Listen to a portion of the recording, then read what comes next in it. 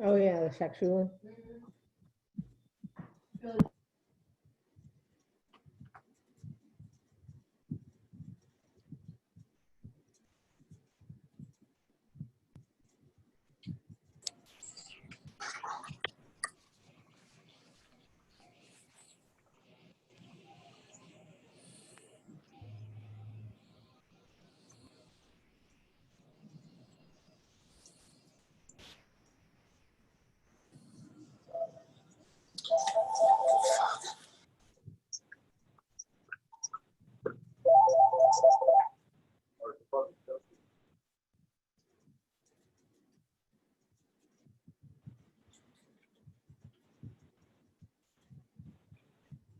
Good morning, everyone. I hope you can hear me. Can I get a thumbs up if you can hear me? Okay, perfect. So I am going to call the meeting to order.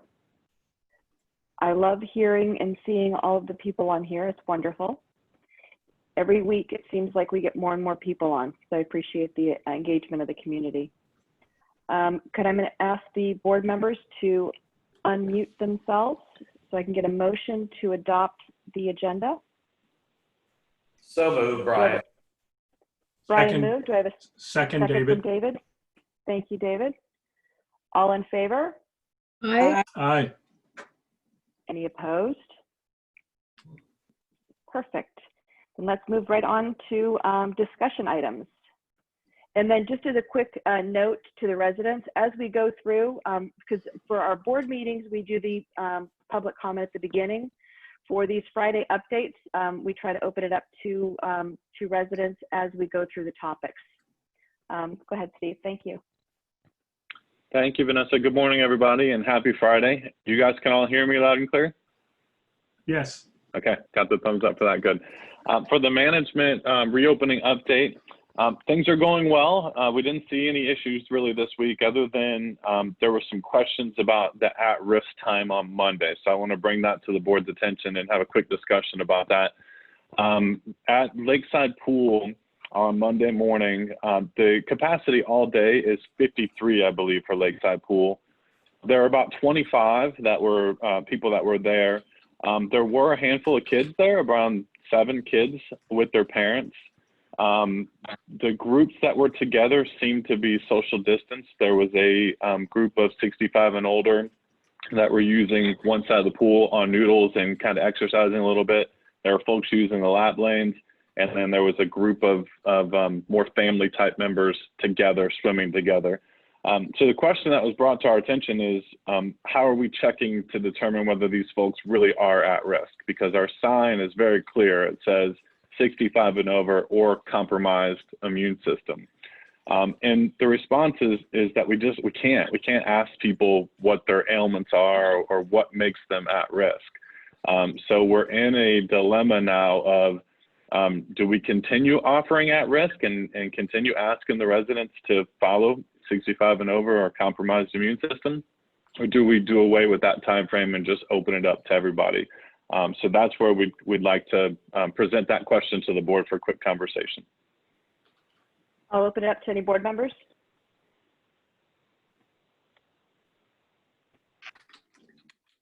Crickets, or I can speak if nobody else has anything to say. Go ahead. Okay, so I guess I think that when we have issues, they're not often enough. I would hate to do away with something just because of a couple of situations, because I think generally speaking, it is appreciated by the community in having that at-risk time. That's my personal opinion. So I'll open it up to anybody else to disagree, agree, or go a different direction. I agree. Diana? Oh. Diana, Debbie, I think you both tried to talk at the same time. All right, go ahead, Diana. I just think as long as the signing is up, I agree with what you say. I would hate to lose those at-risk hours. I can't remember how big those signs are that talk about at-risk hours. I think we're doing all we can do, and I think we should continue to keep them. And Vanessa, while Debbie's queuing up, I'll answer that real quickly. The sign is a giant A-frame, and it's a big green sign. I sent it to the board, I believe, on Monday. But it says in big letters at risk, and it says 65 and over or compromised immune system. So you can't miss it. Okay. Debbie? If you're coming into the pool and you're not compromised or 65 and over, you're blatantly doing it against the rules. Right. I think it's important to keep, but again, I completely understand we're not allowed to ask anything on it. So I think just give it a go, try to keep it going and see if it'll work. I think it's important for the community. Just to clarify too, Steve, for this particular situation, after we received the call to town hall, Nikki sent one of the, was it Cameron that went over? I don't remember who you said sent over. So you sent somebody Correct. over. And, Yeah, it was Cameron. And specifically said, reminded everybody this were at-risk times. Nobody left, correct? Correct, yes. Okay. So we And also, I once we received notification on it, we followed up on it too. Yes, and I reviewed the video for the hour that was in question, and I didn't see what was in question, other than I don't know whether everyone that was there is at risk or not. They said they were. So this is David. The point is one of self-monitoring by residents and their families, and to honor the standard that is set up for the health and well-being of the community as a whole. The role of staff, as I've just heard Steve summarize it, is not one of enforcement, but reminding of what the rules are. Is that correct, Steve? They are reminding. So if they see an incident, they don't enforce, they remind, and then it's up to people to self-enforce. Yes, and I think that's the question at hand here is, is self-enforcement working? And I think we've had maybe 3 complaints since we started on May 8th when it comes to the at-risk hours. So let me. And they're all very similar of kids being there during that time. So let me try a little bit different spin on this, because it's getting hotter and hotter. Summer's here. People are going to go to the pool. Is it possible to make the swim lanes for senior citizens only or something like that when we do the at-risk hours? Can we adapt even a little more? Or expand, yeah, but I think that the swim lanes. Yeah, I think the 65 and over, from what I saw by doing drive-throughs over the last month and then watching that video, the 65 and over crowd seems to be congregating on noodles and doing more exercise and conversation on the other side of the pool, not in the lap lanes. So I don't know that there's a huge market for 65 and over in the lap lanes. Okay, fair. That helps.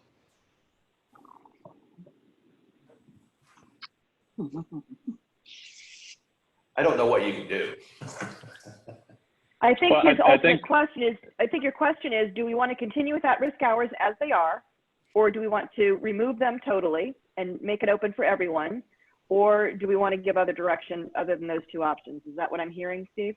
That is my question to the board. Do we keep it going as we are, knowing that we've had 3 complaints since May 8th, or do we cancel it and just open it up to everybody? Do I have a motion?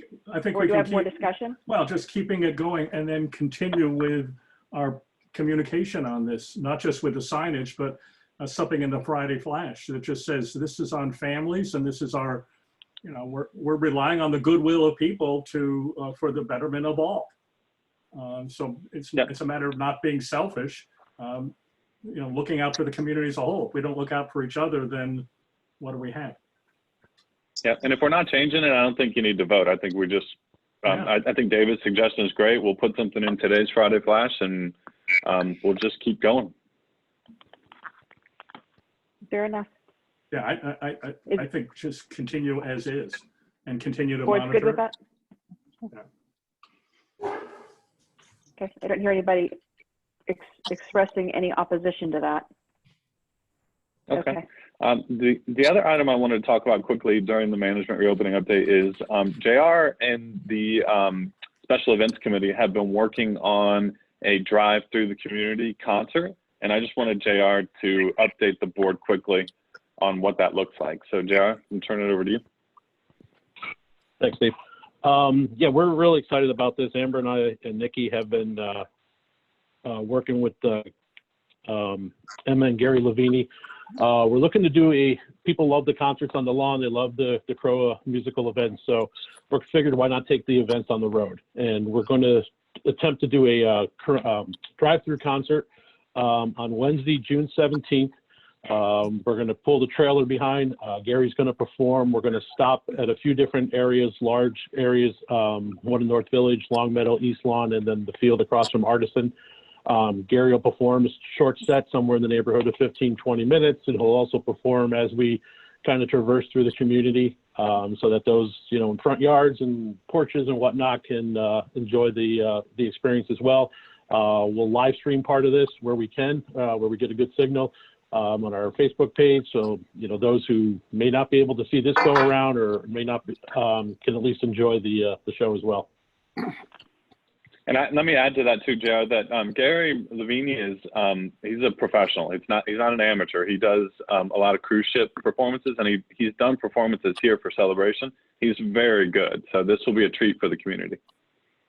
Yeah, Gary and Emma were very excited about this. So. And he is a resident of the community.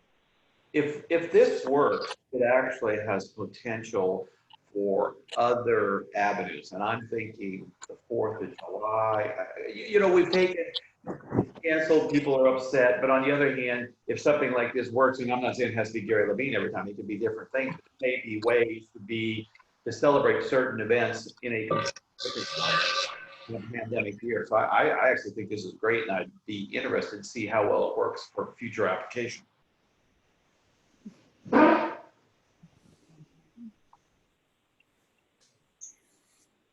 Other comments? I agree with Brian.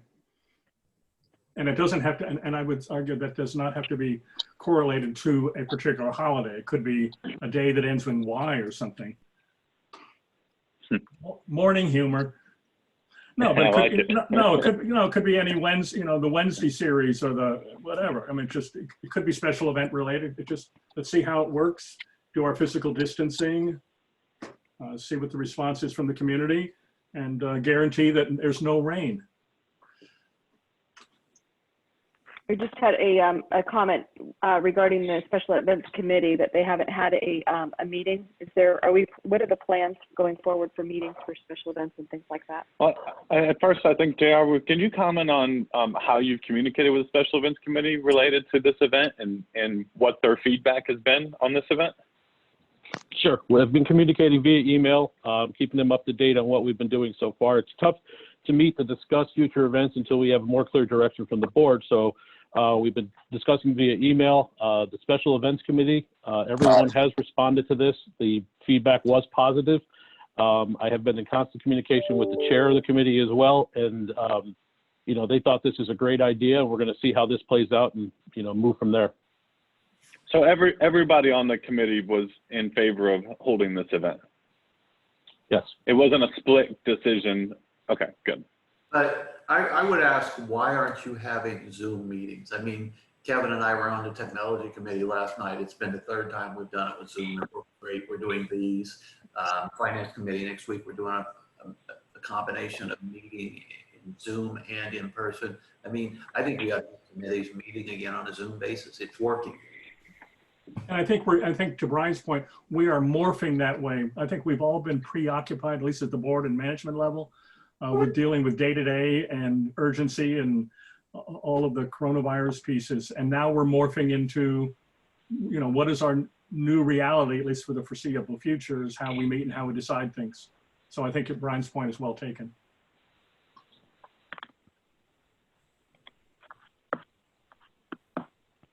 Steve? Anybody? Yeah, I'll work with JR and make sure that we get the next special events committee scheduled by Zoom so that everyone can appear on Zoom and there can be minutes and kept from that. So point taken. Yeah, Gerald has a comment out here that no vote was asked for. Rather than argue the point, I think start having the meetings on Zoom so that you really have a formal thing, minutes and stuff would be good. Especially because we're into June. We're going to be working on putting together budgets for 2020 and everything over the next 2 or 3 months. So it's time for every committee to start meeting one way or the other, because we're going to have, we'll be setting around by early September needing to have budgets done, Steve. Yep, No, I got it. So we, if there's no, if there's consensus for the drive-around concert, then we'll start advertising it for June 17th. I think the community will be very pleased with this. And that's all I have for the reopening update. Somebody's hand is up. I will, you can unmute.